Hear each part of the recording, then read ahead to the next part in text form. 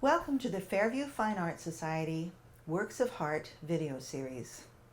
We in the Fairview Fine Arts Society believe that art is for everyone, young or old, rich or poor.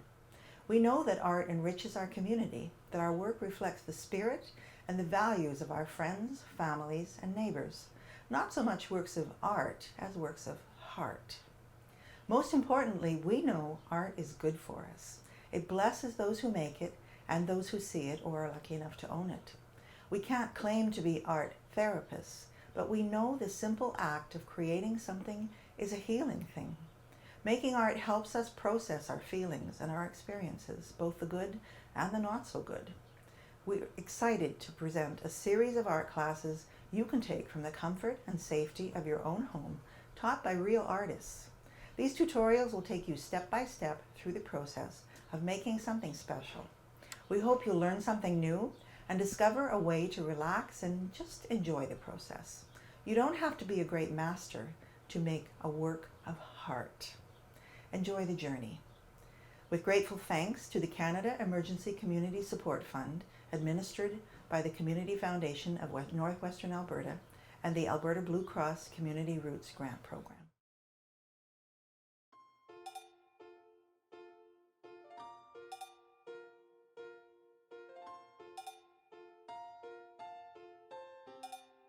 Hi, I'm your instructor, Melanie, and I am here to help you paint this in the video series Works of Art. Works of Heart. And this painting may look complex, but I'm going to walk you through it step by step, basically like paint by number, and hopefully you'll enjoy it. And here we go.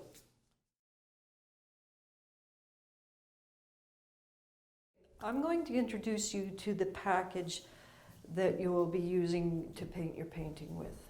So some of the things you will be gathering yourself, you will be getting a water source, and a fairly big one so that you can scrub and wash your brushes. Sometimes we like to use an alternate water source for clean water for doing your mixing. I use a pen or a pencil. We need a little bit of Scotch tape. We can use a razor, it's optional. We need a roll of paper towels or tissue of some kind. This is the cheapest way to go, and you don't have to use a lot, being that it comes in little sections. I have my soap for washing my brushes for brush care, but you can use ordinary hand soap is fine. A brush or a sponge will be in your package, a wee bit of charcoal, but a pencil is good for this too, optional. So we have some acrylic medium in a little pot.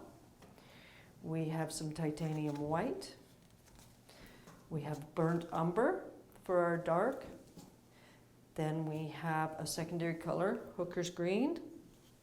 And then we have our primaries, cadmium yellow, cadmium red deep, and the lovely cobalt blue. So that's all you will be using for your paint. And you'll notice that there's no black in here. So you will be creating your darks with the cobalt blue and the burnt umber. Okay, also you'll have your lovely little canvas here. A sketch that you will be using as a guideline and to also transfer your paint or this sketch to the canvas. And you'll need a palette. So your palette can be any flat surface. I've often used the styrofoam containers off of meat, or a lid off of your ice cream or your yogurt container, anything that's flat. So all of this one is a dollar store little frame, and I put a piece of neutral cardboard in it for a tinted palette, which amounts to $3 or $2 or whatever. Very cheap alternative to the real thing. I'm using a palette knife because it's easy to get the paint out of the little tubs with it. You can use a popsicle stick or a chopstick or any sort of like kitchen thing, a little plastic knife. to pull the paint. Don't use a dirty brush or you'll contaminate your colors. And if that happens, that you forget and you dip into a light color, carefully pick out everything that you can to save your paint. Okay? Oh, forgot the brushes. Yes, we have these lovely little brushes. These brushes appear to be small.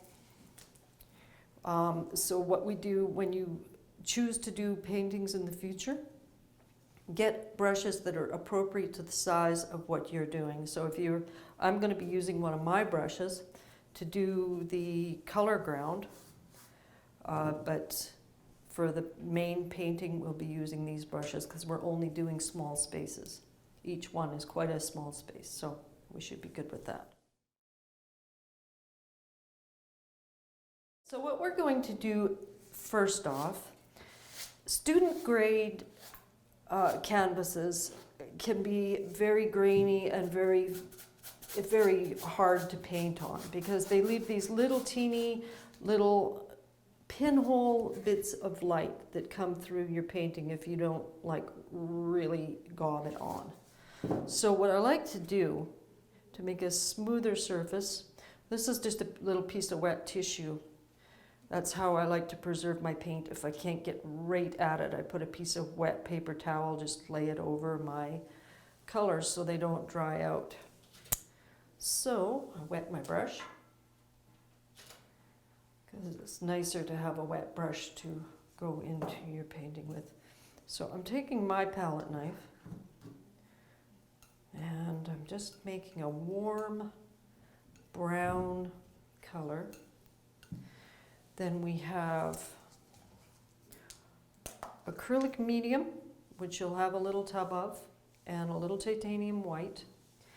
And you will be mixing it up yourself. You won't be getting a little tube of this for yourself or a little tub. So we'll stir that together. We choose not to use water quite so much to really dilute the paint because what you're diluting is the binder that creates the medium to float the pigment in. And what will happen is that the quality of your paint will go down if you splash too much water around or thin it too much. So I like using the actual acrylic medium. And I do thin the acrylic medium sometimes, and I do use water sometimes. So it's not that you can't, but you just have to be cautious that you don't thin it too much. Like some people say to do a really fine wash of an underpainting, that's very diluted, and I'm just personally not comfortable with it, but I'm sure lots of people do it, and they're fine too, because mostly with art we have abstract rules. They're not meant, in the beginning it's good to have them, and to pay attention to them, but as your art evolves, you may well just eliminate this whole step, but that's entirely your choice. So, just a thin layer of this to fill in some of those little things, little pinholes in the canvas. When you're buying canvas, you can feel the texture. Lots of times they're in saran wrap, so you can't really touch it, but you can see how textured some canvases are. So that's kind of a fun thing to do, is just go and check out the canvases, compare them to the modest price canvases in bundles to the very large expensive ones, and have a look at the variety of canvases that you can maybe purchase at some point. Sometimes you can paint on heavy paper. Some types of paper are designed for mixed media, and you can use them with acrylics too. But I would still recommend using a medium, putting a medium wash over top of them. Otherwise, your paint sometimes absorbs unpredictably into the paper. So essentially what you're doing is adding stuff called sizing to your picture. And you can do this with your small brush too, but it'll be a little bit fiddly.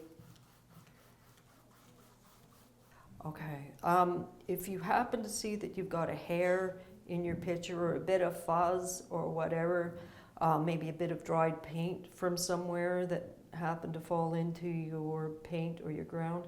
So what you do is you hold the brush really horizontal with your painting and you just lift it.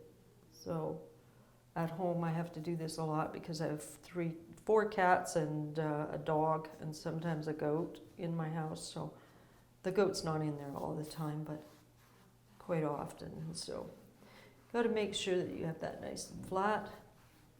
No little buildups of paint anywhere. So we're looking for consistency. It doesn't have to be thick, but we're filling up the little pockets in the canvas. Okay. Okay. I've created a color wheel, seeing that you're using your primaries and your secondaries to create all of the colors on the color wheel. I decided that I think we should build one together. And just to give clarity to your color mixing, and it's like totally excellent work practice to do this. Like if you change an element, like say if you go from cadmium red to alizarin crimson, if you decided that you were going to be changing your palette in the future, you might want to. And so you need to be able to make a color wheel on your own and see how it changes the color wheel, which is like uber important. It's not even just a little bit important, it's quite important. So what we're going to do is we are going to put on our cadmium red. This is just an ordinary piece of paper here that I got this going on, but it's acid-free paper, so it should last. And being that it's acrylic, it shouldn't bleed or anything that's, you wouldn't do that with oil paint. You can do it with watercolors, of course, but. And always clean in between and mind your edges. So then we have the cadmium red, or cadmium yellow, pardon me. And so we got cadmium yellow medium. We'll put a little smash of that at the top. Now we're going to put the rest of it on our palette.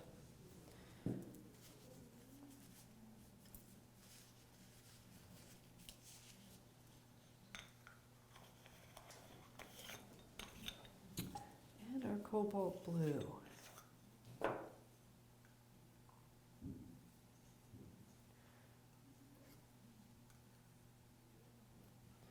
Cobalt blue. It's a cherry blue. Okay. Then we're going to go right down and do our violet, which is a secondary color, which I've marked the spots for the secondary colors on the paper. So roughly we do 50-50 color mixes. Sometimes in our work I'll say peppercorn size blob or just a touch, or the size of a pea, to give reference to how much color we might be using. But no matter how careful I am, your vision of what these things are is going to be different from mine. So your painting will turn out different than mine. And if you do this with a friend, it's going to turn out different. Even if you try and be the same, it's still going to be somewhat different. So it's like kind of an individual thing. Okay, that is a nice little purpley violet. I'm just going to smear it out so you can see the effects of if you added a bit of white to it. You can kind of get that effect if you smear it out. Okay, and now we're going to mix an orange. So it's a secondary color. And a little equal parts here. Cadmium colors usually make really nice warm oranges. That's a really nice orange. Unfortunately, we're not using a lot of orange, but if you were creating oranges, you'd have a pretty good orange. Okay, cobalt blue and cadmium yellow do not ordinarily make that great of a green. So we've incorporated this Hooker's green into the mix. But it's a serviceable green, but it's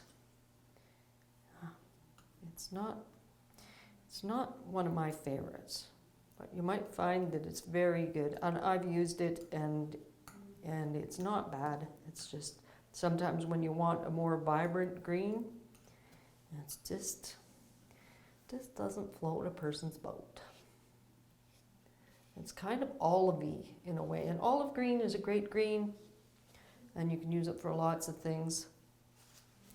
But so I'm going to just scrape that and put that at the top, and I'm going to scrape this blue and the yellow and go with that.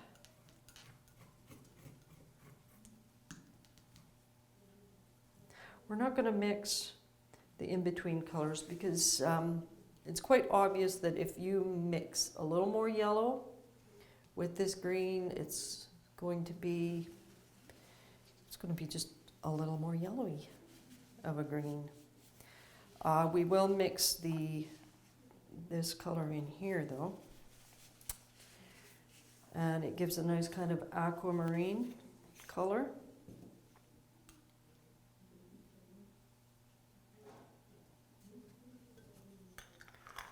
Let's make a little dabby. And we did put a few things in there, but we didn't add the red, so we're okay with that.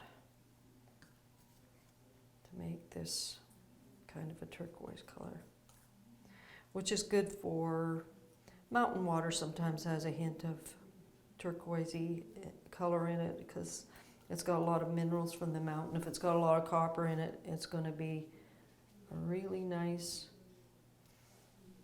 kind of a aquamarine color. Okay, I'll just squish it out. Okay, we won't fill in here. Just you can fill in. So what you would do is mix the violet and the cadmium red 50-50 and squish it there, and the violet and the cobalt blue and squish it there. So we're going to move on to mixing with the burnt umber, the cadmium yellow, and the cadmium red. You can see that the little splooshes that I'm doing are roughly about if you mix them in quarters, it would be half of the burnt umber, a quarter of the red, and a quarter of the yellow, a quarter measure, to get a warm brown, which is a very useful brown. If you mix more red with it, hang on, we'll just make a little sploosh here with that, so just to see what you get. You can do this whole thing at home and make it in a book that you can keep it and see it for your record in the future. So I'm going to add a little more red to that, and then you can see what you get.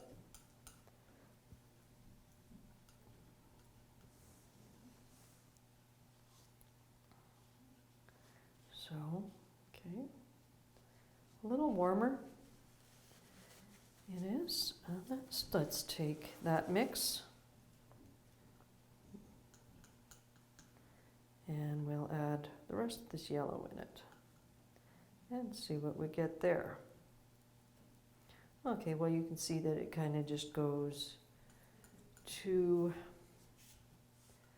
kind of an even warmer brown. And I should add a little bit more in there because it's such a really good, useful, warm tone.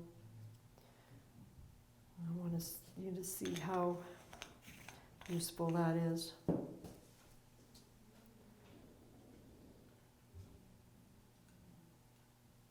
It's pretty cheap to set up painting if you don't think you have to buy every tube and that you can mix a lot of colors.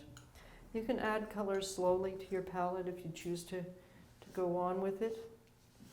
You can see even warmer brown. And if you use a lot more yellow, then you'll get something like that, which is kind of an ochre color. Okay, so let's move on to the Hooker's Green. And we'll be looking at Hooker's Green straight out of the pot. And we'll put a little splash on for your color reference.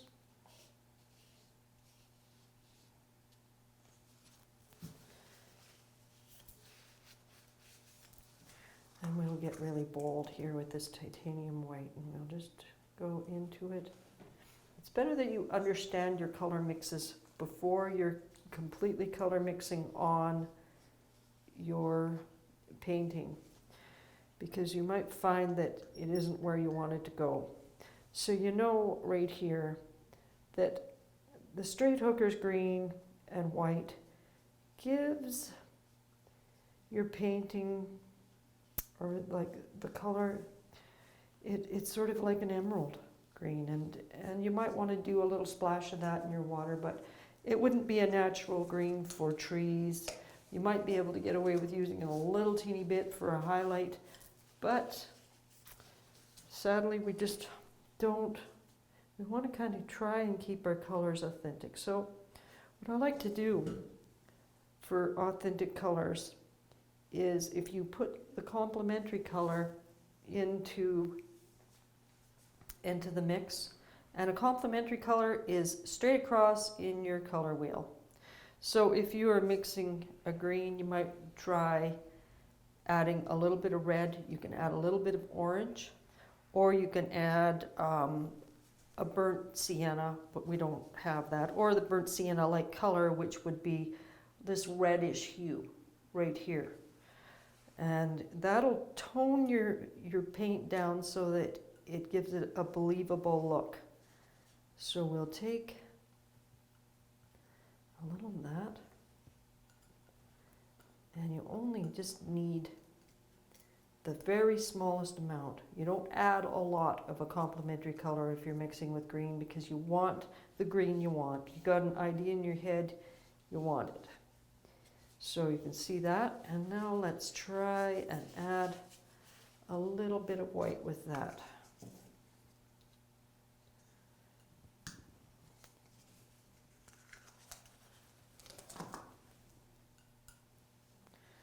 So let's see how that changed that. Okay. Now, I could live with that. It's got that garish emerald. It's toned it down quite a bit. So play with that if you want. It's a good practice. So we're going to go into yellow now.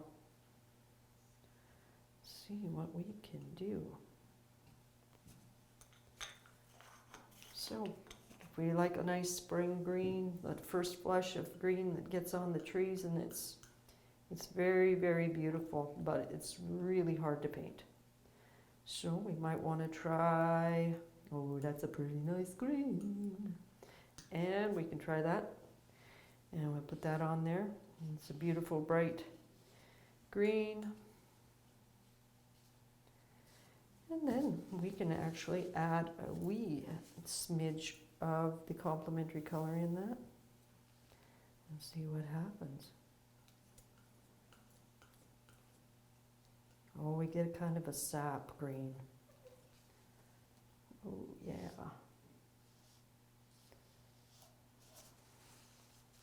So this would be a spring green, and this would be a summer green. Okay, I think we have that. Okay. I'll just add a little bit of yellow and just smear it around, just for the sake of doing it. Okay. And it's always good to write on what colors you've used. Otherwise, the person just tends to forget in time, and then the whole color exercise is for naught if you can't remember the colors. Okay. So our underpainting, our ground sort of sizing primer, or whatever we want to call it, is dry, and it's got to be absolutely dry. So now what we're going to do is transfer our image. So this image came in your packet. So what we have to do to transfer this is color intensely with the charcoal on the back of it. Or you can do this with pencil.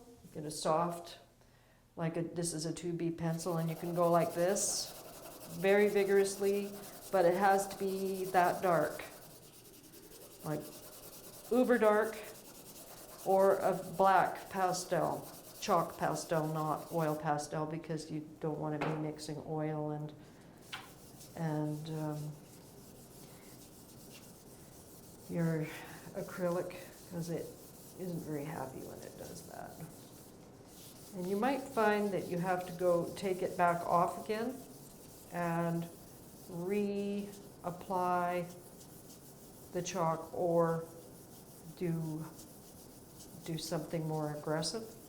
But this works pretty well, and what we'll also do is we'll just go over this with pencil when we have the image transferred, because charcoal is notorious for being a very light, floaty pigment. There's nothing binding it to anything, so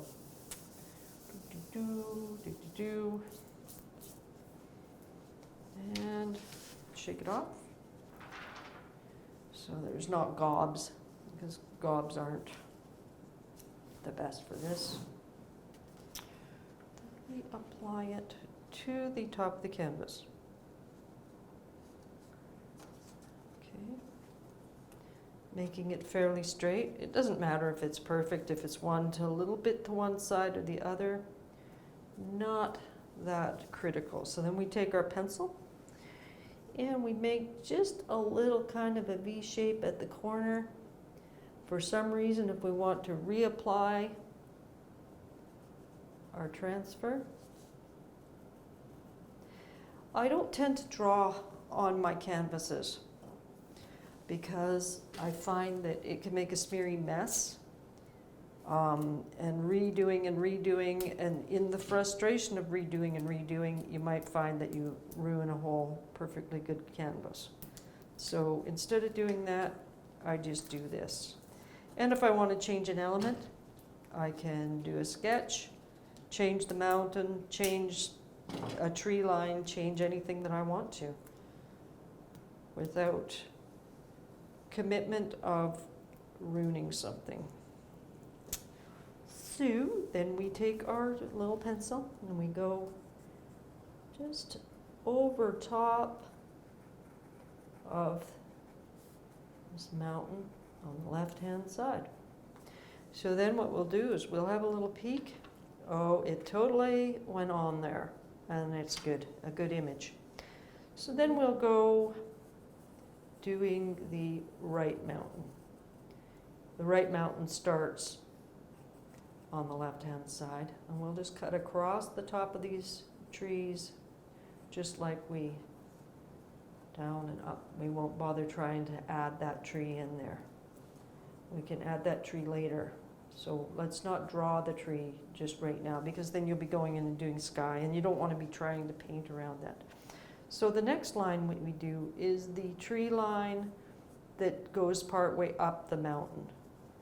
And the trees only grow where they're not being beaten down by avalanches, etc., or that they have enough ground to actually get their little rooty roots down there.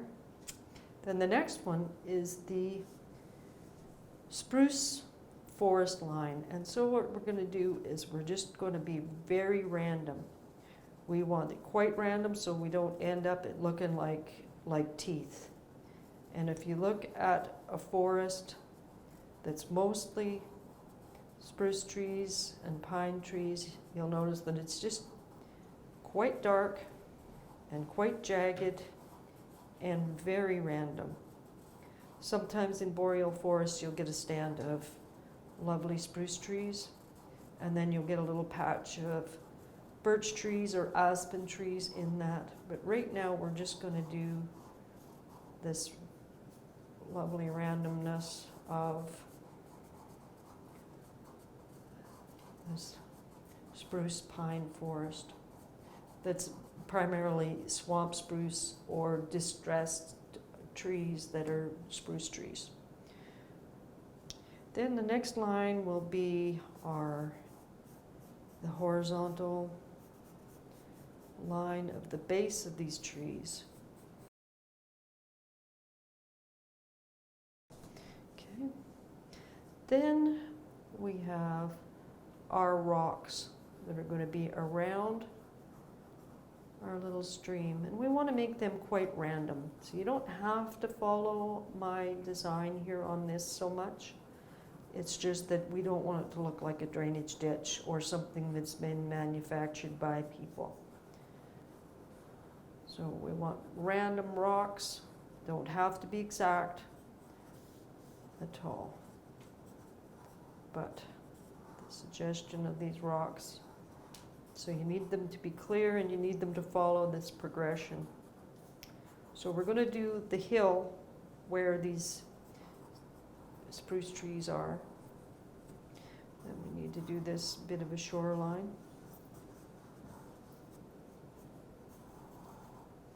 Okay, and more rocks.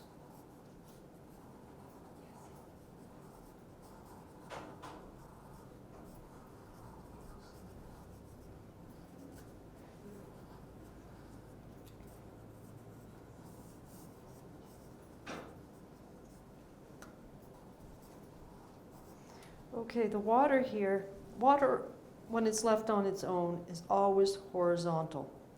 So if you find that you can't make your basic reflections quite horizontal, so we're not going to be doing reflections of all of the rocks. We're going to make shadows of the reflections of the rocks. And that's basically it, because we could get extremely carried away and end up that you're going to be doing this painting forever and in eternity. So the idea is to do it quickly and to learn lots from this, but not be so overfaced that you'll never want to paint again. So this is, I'm just suggesting the shadows in the water from this side. Our light source is going to be coming in from the left side. So I think we have it. So I'm just going to peel the tape back. Do. Okay, we get a light image of that. Okay, so then what we need to do is we can leave this just the way it is all along here, but I think we need to just enhance the rocks on either side of our spring. Or stream, I mean. So we can build up this image a little bit. And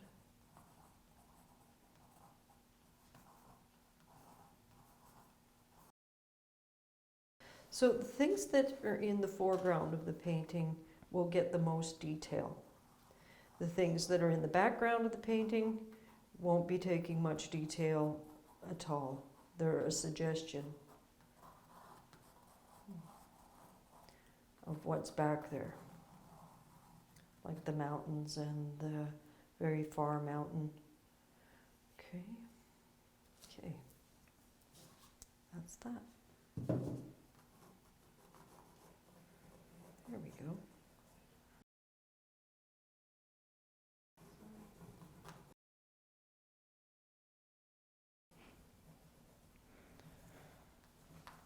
So imagine your stream is going to be like a step up. where the waterfall is, that it's like a stair rising, because essentially it is just made out of rock, and then the water following that contour. Okay.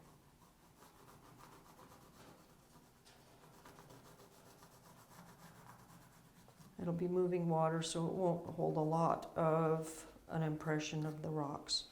So this is our vanishing point. This is our horizon line right here. But we won't really use that. Down there.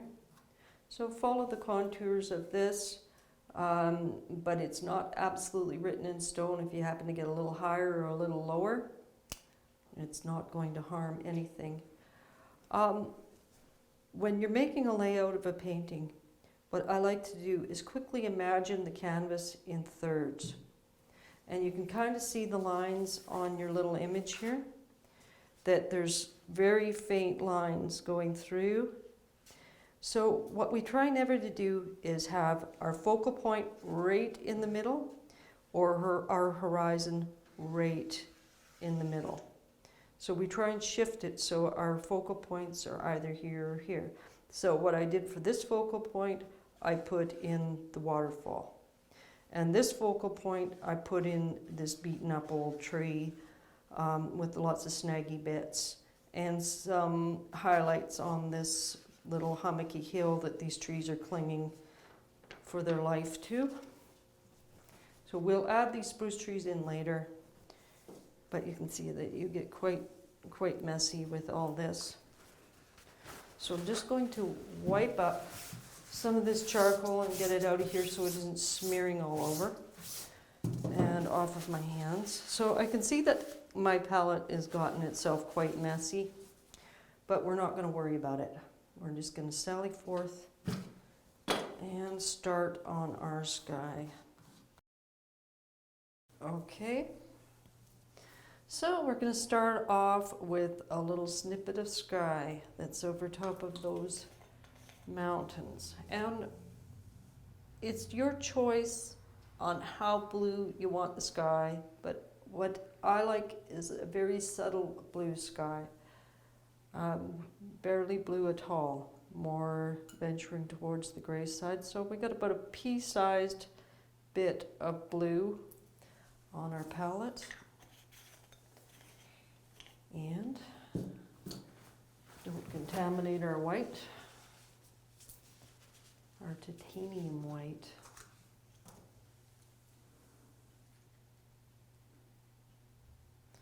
So we'll make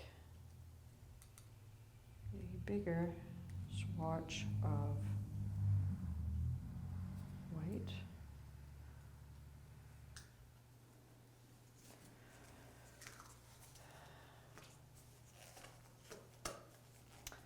And then what we like to do, or what I like to do, is have the smallest amount, like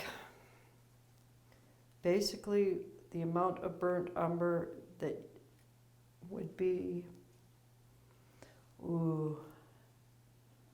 I can't even describe what that would be. It is just such the teeny tiniest little amount. That's what it looks like spread out. Just a suggestion. And I'm not even going to add all of that. But what it'll do is it'll take the shrillness out of the blue. I don't like a sky that leaps at you when I'm doing a painting. It's fine in real life if that sky wants to be so intensely blue that you just like can't imagine that it could ever really be that blue. So I just do a little bit, even though it was a small amount. I just do a really small amount of that, and I just graze it slightly, just to take that garish color out. But of course you can use it if you want to. But what we have to make sure of is that we don't have to darken our mountains horribly, because that sky has to be way lighter than the effect of the mountains. because we have to be able to get depth.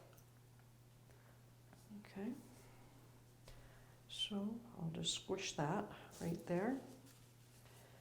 And I'll take my little flat brush, dip it in water first.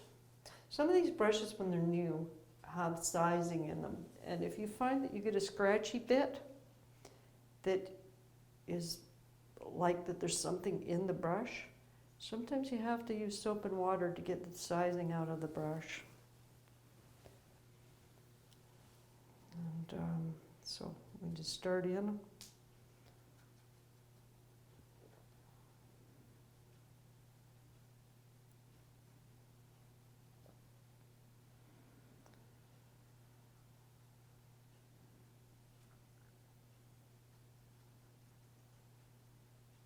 Make sure that you mix enough paint to cover what you're trying to paint. It's kind of annoying to go in and have to remix, and sometimes you just have to add a band of cloud or something else to make it not obvious that you didn't mix enough of the same color.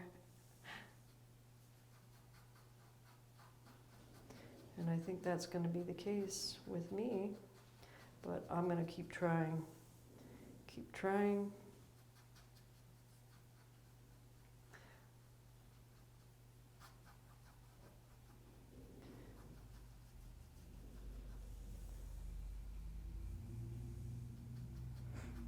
Well, it's the truth. I didn't mix enough. So just make sure you mix enough. Like, do what I say, not what I do, okay?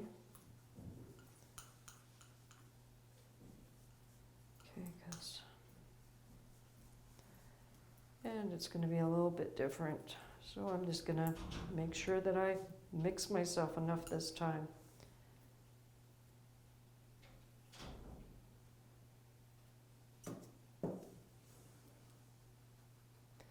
You really don't want to be seeing that orange through it.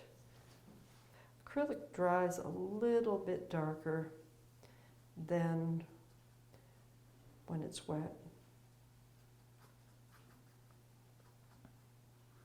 If you happen to color over your line, you don't really have to worry about it too much, because you can build up the top of your mountain again.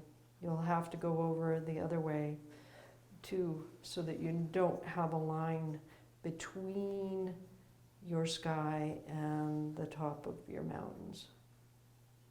And if you happen to have a couple of little white streaks, you don't need to worry about that at all, because that can just be a wispy little cloud going down. Okay, and you can see a little bit of that orange through it, but don't let that disturb you too much, as long as it's only just a little bit, and that it doesn't look like it's not painted, because we don't want the look like it ran out of paint. We just want to make it look like that you were deliberate in all your actions, and it's wonderful. We're going to get a little more of the umber, and we're going to take some of this white. Oop, that's a little too much. And then we're going to go into this blue a little bit. So what size of blue would be like a peppercorn size, and we'll mix it in there to create a gray. Okay, now this will be the gray. We'll check this out. What I like to do is just take a smidge of this and put it on. Okay, the value isn't extreme enough, because we want to be able to see the mountain in the back, but we want it to be the atmospheric perspective to have pulled that mountain range back quite a ways from this forward mountain range. So we're still going to have to add more blue.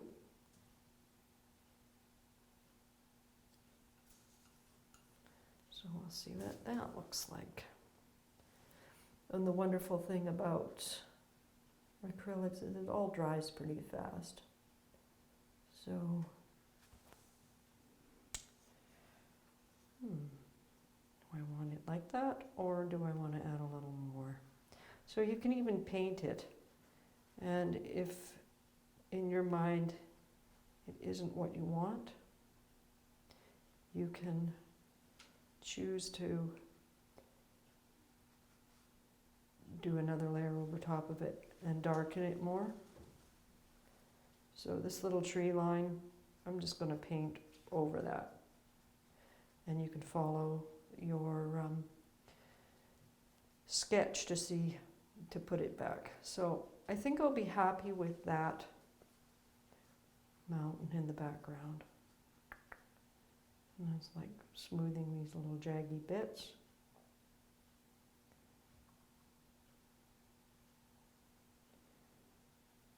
Okay. And I think what I'll like to do with that same color, I'll just put a little cloud kind of coming in at the top here. So now we'll clean our brush again. I'll just set it down, and now we got a mix for this other mountain. Okay, somewhere in this I have a little lumpy bit, and you'll find that with acrylics sometimes you get little lumpy bits, and it doesn't make it worth it to save that paint, because you don't want to be fighting with your paint. It's better to get rid of it and start fresh than it is to have a gooey little bit that's going to frustrate you. Okay, so let's try putting on another goodly dollop of the titanium white, and we'll take a good bit of it, because also with this color we're going to be roughing in our mountain stream.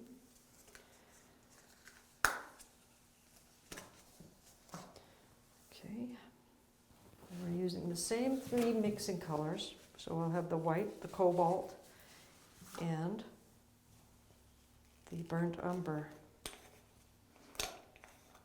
The burnt umber is used in pretty near every phase on this painting.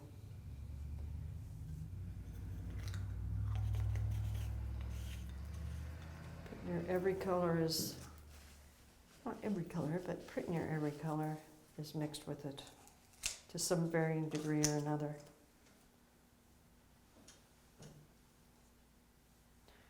I'm going to just put that over there so I can have lots of mixing room. If you find that you botched your color, like added way too much of something, it's better to just scoop it, take it away, put it on your palette, take a piece of tissue, wet it, put it over the top. You might find that you'll use it for scumbling in the background or creating some rocks. But if you can end up making a huge pile of paint that you don't really like if you keep wanting to fix it one way and then fix it the other way. It can get to be quite the menace. Okay, so I got a goodly bit of white. I'd say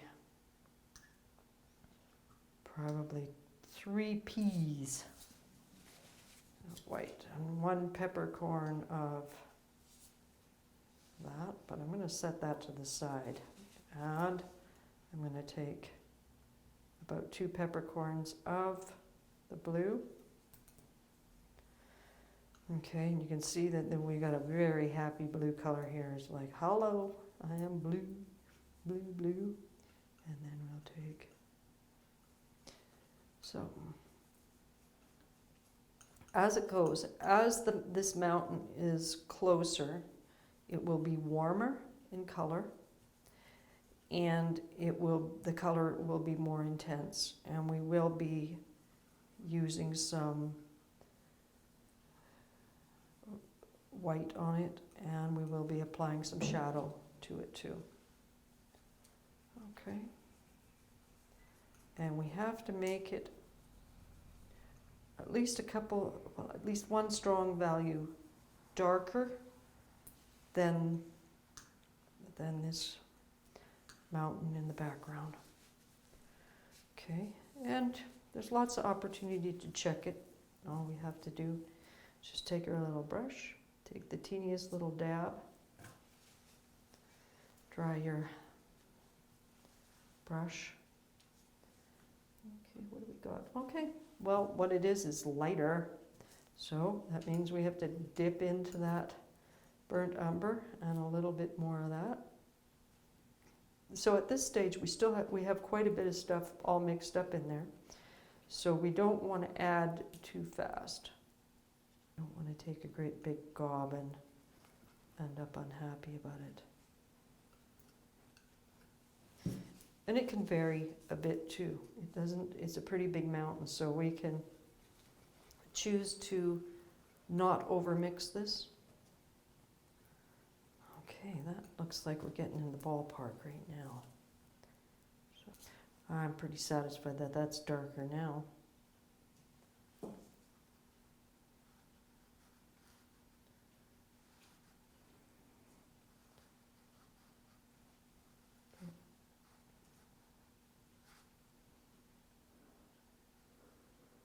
Paint the mountains a little bit over the sky, into the sky line, so we don't end up with a line between. And if you do get a line between, you can take and put little white caps on your mountains. But that's sort of like a very little bit of garnish. So if you have too much of it, it might not be what you want. So here we go. Okay, there is our mountain number 2. Now we're going to work on the ascending tree line up the mountain. So we're going to be using the same basic value as the mountain, but we're going to green our color just slightly. We'll see how it goes. We might want to add a little bit more blue to it as well if it doesn't look right. We always have that option that if it doesn't look good, we don't have to continue. We can add a little bit of something else just to spruce it up a little bit. Okay. So we got the gray from the mountains. So what I'm doing is just adding at the corner a little bit of that hooker's green. And I don't really like what's going on with that. It's looking a little too emerald, so I'm going to add a little teeny dab of this burnt umber again. And like that. Okay, that's been toned down to be acceptable to me.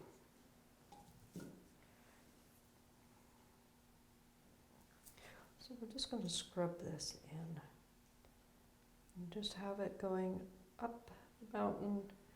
This is just an image of little trees trying to hold themselves, cling themselves to the mountain. And they don't usually grow to be very big. But there's usually some kind of greenery hanging around up there till it gets too hard for it to live.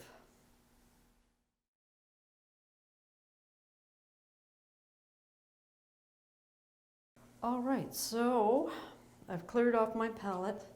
We're going to be the mid-ground trees. So what we're going to need is quite a bit of the hooker's green, which I have here, and the burnt umber.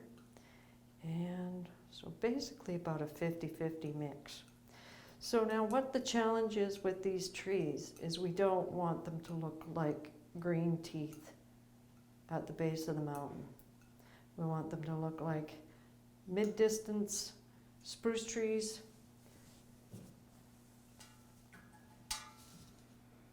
We want random. We want them painted completely, not washed out at the bottom or so we want them to be dark all the way along.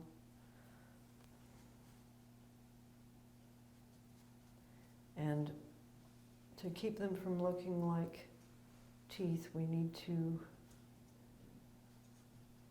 be, like I said, random You can add a little bit more brown in to your mix. If they do look a little browny, that doesn't really matter, but go along like this. If a little bit of the ochre color or this orange sticks through, don't worry too much, because there are going to be bits and twigs and this and that, and dead trees in this mix. So we might play it up a little bit. And you can take some of these, once you get your base, like this, then work your way up, and then you can flick your brush up. We're using a flat brush, so you can see that the edge is just really, really sharp. It's a brand new brush, so it shouldn't be too hard. We can pull it up in really sharp little spruce tree tops, or you can have them rounder. And if you particularly like some aspect about this green going up the mountain, you can make them quite short and a little sparser. Because if you notice the tree line, there is going to be spots that are up and down. But you want to make sure you paint the base of the trees really quite strong.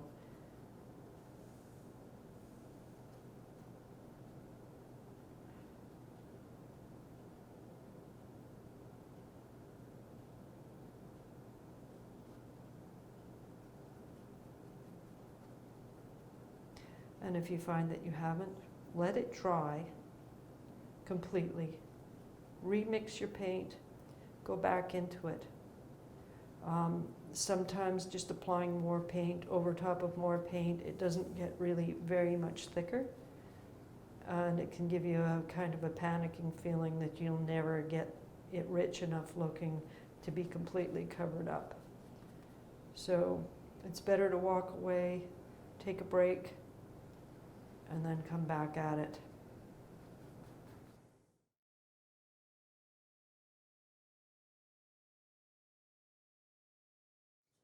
So now what we're going to do, clean that palette knife, we're going to use some cadmium yellow.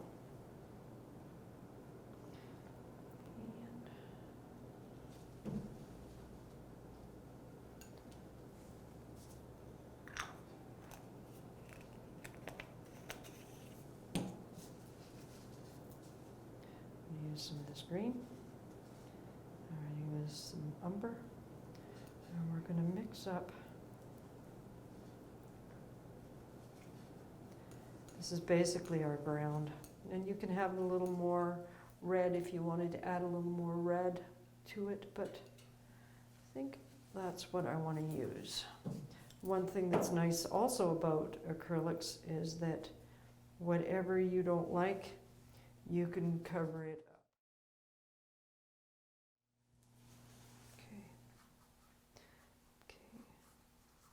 We can just sort of scumble this bit of, so in my painting it's basically back there is grasses and buckbrush and miscellaneous foliage, but we don't really know what it is, but we know it's a lighter value than the spruce trees. And it's something that's growing, so it's greenish, and letting some of this orangey stick through. Very careful around these rocks because we don't feel like drawing them back in again. We have to be careful with it.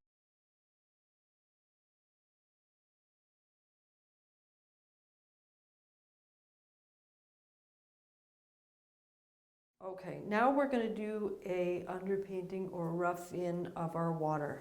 So we have the cobalt blue, we have the hooker's green, we have the burnt umber. So, okay, and just a teeny little kiss of that hooker's green in there. So I'm sure that mountain stream has mineral water. Okay, now we're going to add white.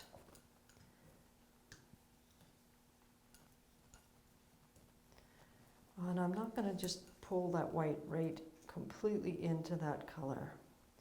I'm just going to kind of come in on the side and okay, mix a little more of this here, a little more blue in there. So we got basically 3 mixes that we're going to be using. Okay, a little browny color.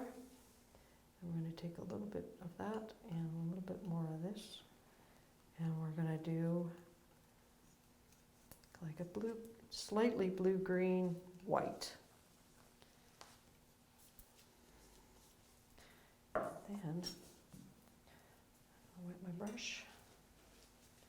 So we're going to take some of this blue and some of the burnt umber, and we're going to go where the falls down, and we're going to darken it.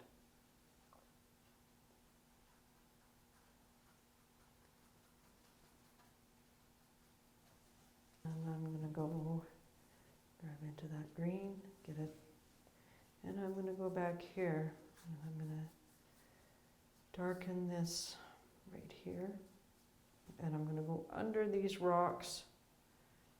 So there are little shadows from the underside of these rocks. And then I'm going to go upstream a little ways and darken, but my brush strokes, I'm trying to make that that the water is level. So I'm going along level, and if you can't see level, then get a ruler, measure up from the base, and understand, make little marks where level is, because the eye can be fooled. And I'm not saying this is 100% of the time that water is like this, but it makes it look more believable if it's not going all crissy-crossy in every which way. And some people's painting techniques, they enjoy making it like that, but this is my thing. I like to make it so it's not all just too helter-skelter, too crazy. So whatever our sky is, we're going to have reflection. So if we have a blue sky, the water is going to have more blue in it, because really water is it just mirrors what's around it.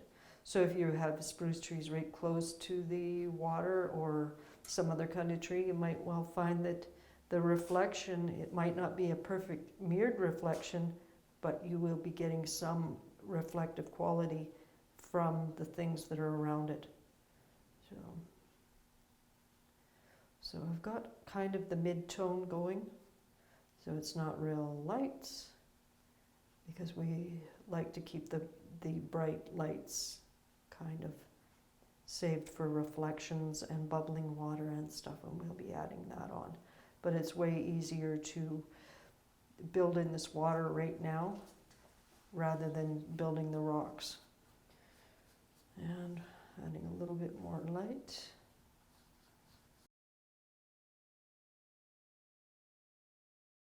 So now what we're going to do is we're going to go and explore a little bit of the detail in the top of the mountains. We're going to put a little shadowing on, and we're going to put a little snow cap on. I'm going to cover up this bit of paint because we can use that in the foreground. So we will need a fresh start on our white.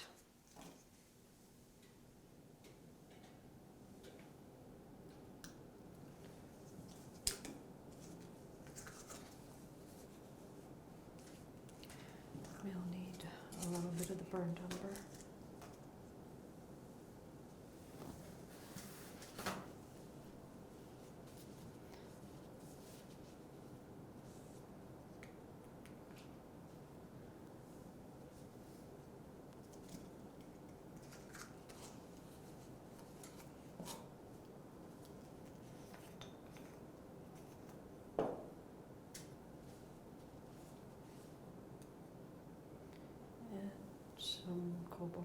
again.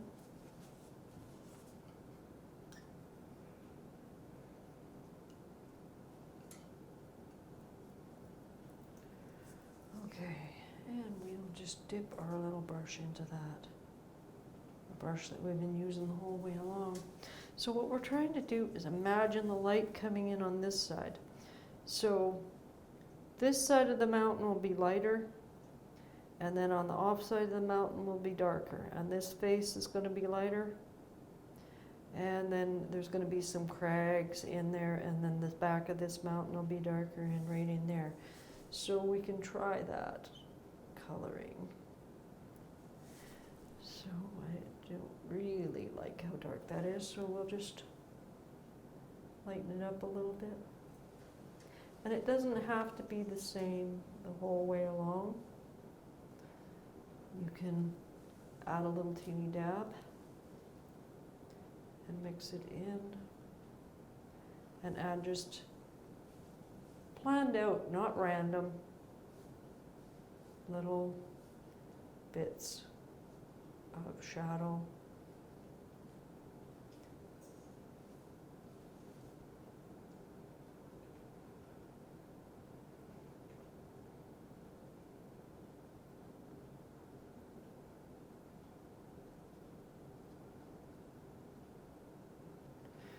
Okay, and the next step, we're going to take our round brush. We're going to go into this white.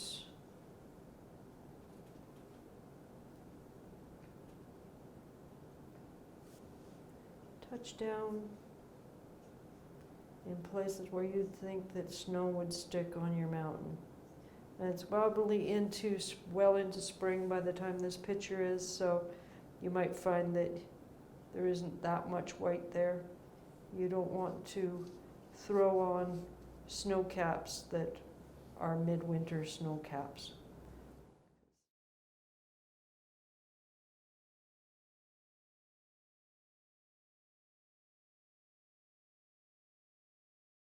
So now we're going to build some lights and darks in our rocks and work on our stream details. So what we need to do is go into our white. So remembering that in the foreground, we're having the most detail. And as it goes back, less detail. So what I'm going to do is just paint the tops of these rocks white and making sure that I understand that they're quite random. They are not placed here by a person or a landscape architect.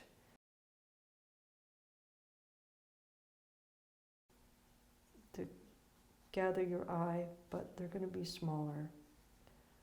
And the odd bigger one for sure, but for the most part, they're all just gray rocks with a little bit of highlight right now.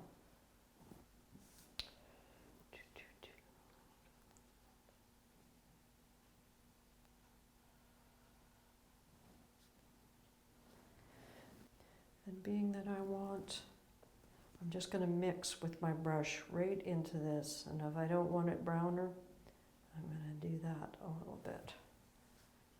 And I am going to take a little bit of this yellow and give a little splash on the side here, because I do want these rocks to be warmish, but I don't want them to be greeny, gray. So,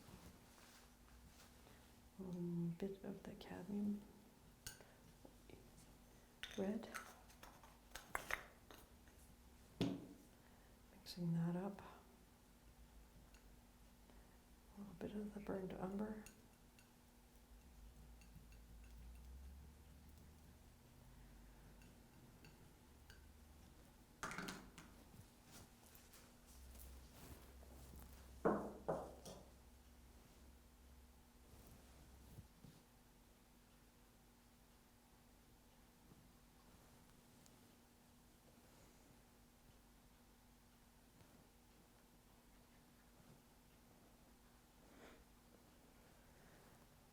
build some individual rocks back here. I'm not circling them, it's more like I'm making little dots under or little dots over, because we're not bringing too much detail into that background.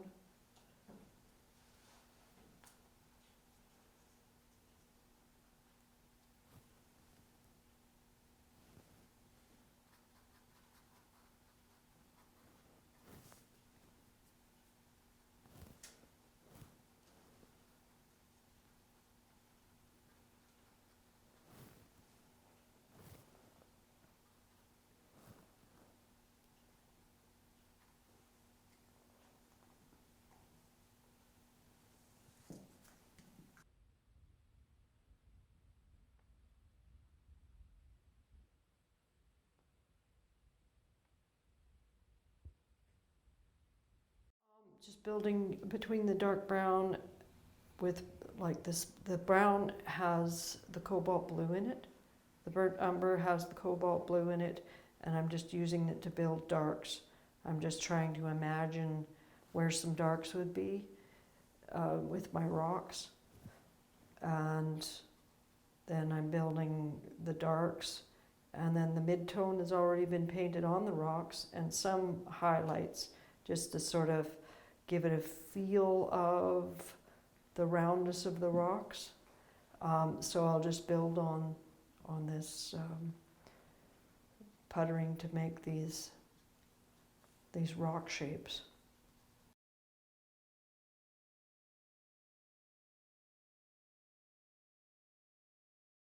And go down with that, just sort of hinting that the water is falling, drawing it towards me. These little streaks of water falling down. Okay, I'm not unhappy about that, so I think I'll add a little bit more. I'm going to take this brush here and put some medium on it. Work the medium into the paint a little bit, making the little streamy parts of the waterfall. Little reflection as it's going over the edge. If you make it a little irregular, it looks more like there's stones underneath it, that it isn't like a man-made edge. So it's quite random. Okay, it's starting to come together a little bit. So a few more highlights. Make sure you don't have any goop on your hand. Paint. So I'm just going to build some highlights with my round brush, coming closer.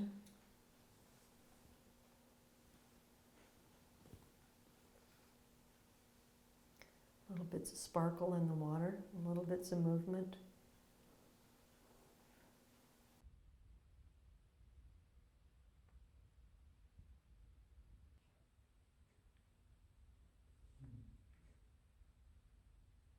So I've made some changes from the first painting. I don't want to put these two trees in there, and that would be your choice if you choose to want to paint them in there. And I also don't like that I've got this really good spot in my mountain that I want to keep. So I want to move my trees just a little bit different so that I can keep the points on my mountains. So I have to do a little bit of editing. So I'm going to take my pencil and I'm just going to draw in one stroke to make a suggestion of my tree. And I'm going to move that one that's going to go there. And then that one that's going to go, yeah, I want to move it sort of there. That's what I want to do. So I've got my brush loaded with the brownie tree green that was in the background, and basically we're going to use the same green to make these, but we're going to add highlights to it. So I'm going to start with the one that's closest to the left, so my hand isn't going to be in my work, and very delicately draw down with the brush, making it wider at the bottom. So you can try this out on paper before so that you get used to doing this rather than just going right in and deciding that you're going to do it right offhand. So just practice on paper making lines, and that'll give you some confidence for doing the tree themselves without any of the foliage on it. So now what I'm going to do is I'm going to take and start adding the foliage. So what I like to do is make like just squiggles basically. I don't want them to look like Christmas trees. I want them to look like swamp spruce that have taken a lot of weather and wear. So I just go in making these shapes and trailing off. And then I like leave another space where you can see the trunk of the tree, not the trunk, I don't know what you call it, the tree itself, and pulling these random bough shapes off of it. And sometimes they go off kind of like fingers at the end of it.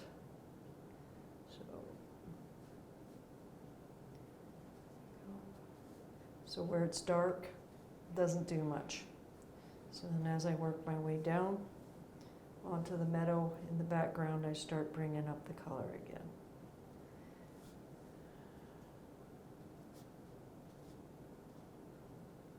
And down at the base here, we're going to have quite a bit of foliage, so I'm just winding out. We're going to have little trees down at the bottom, so we won't focus on that too much. So dab, dab.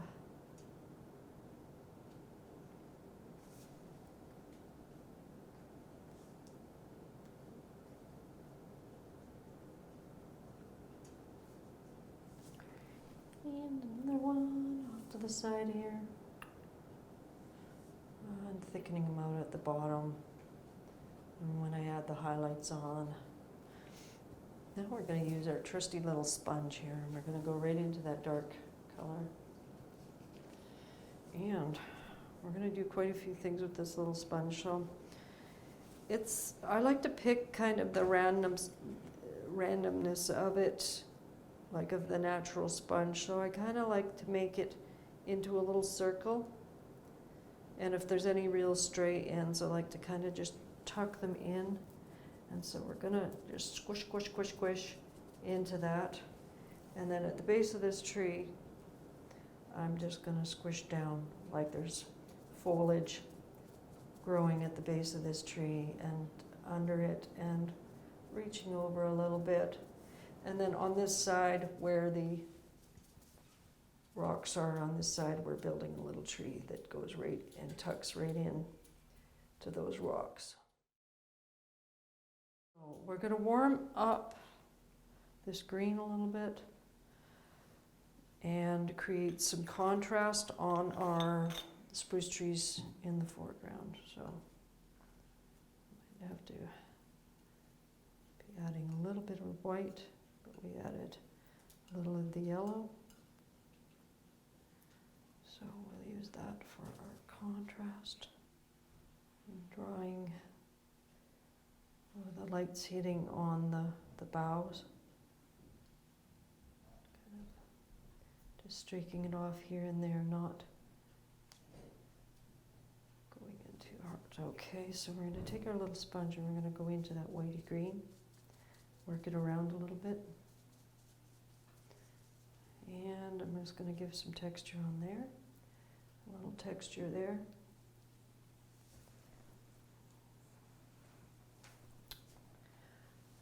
Then we're going to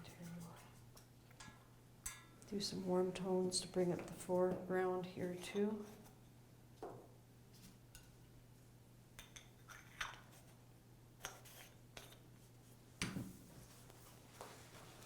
And we are very close to being done.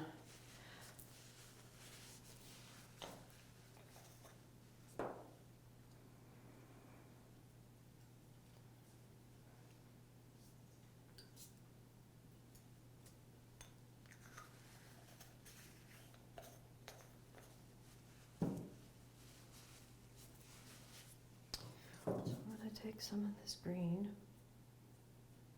a little of this yellow, and a touch of this red, and I'm I'm going to go into the background here and kind of scumble over top of that again, alternating with some of these colors.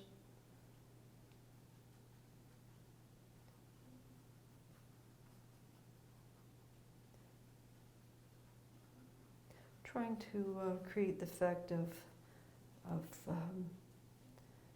some of last year's growth and some new growth on this meadow plane here.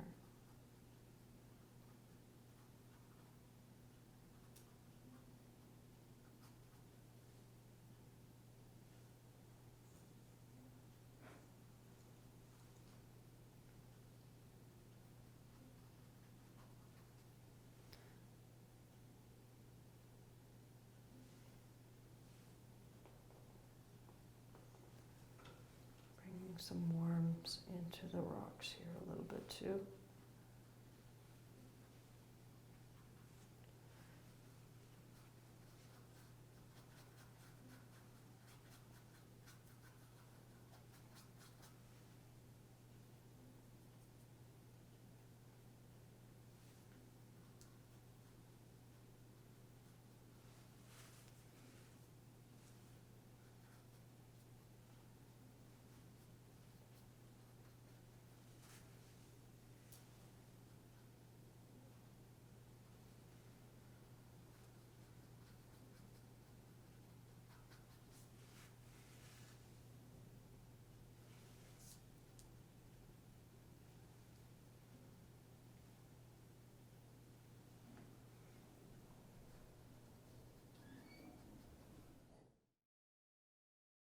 Thanks for joining us and making and creating like your very own original piece of art.